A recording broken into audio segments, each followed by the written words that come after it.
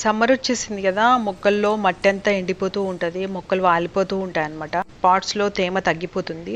ఎప్పుడో మార్నింగ్ వాటరేస్తాం కదా! అందుకే దానికి తొందరగా వాలిపోయినట్టుగా అనిపిస్తది మిట్ట మధ్యాహ్నం కల్లా. చాలా డల్‌గా అయిపోతాయి ఈ మొక్కలు. మా ఇంట్లో చిన్న స్పేస్ ఉంటుంది కదా! అన్నీ గూడా పాట్స్‌లో ఉంటాయి కదా! చాలా డ్రై అయిపోతూ ఉంటాయన్నమాట.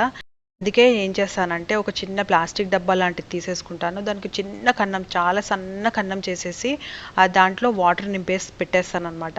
పెట్టేస్తే ఏమవుతదంటే మనం ఈజీగా ఆ పాటిల్లో వాటర్ వేసేస్తూ ఉండొచ్చు. తర్వాత అది ఒక్కొక్క చుక్క అలాగా కారుతూ ఉంటది. అయితే పాట్ మంచిగా తేమగా ఉంటది.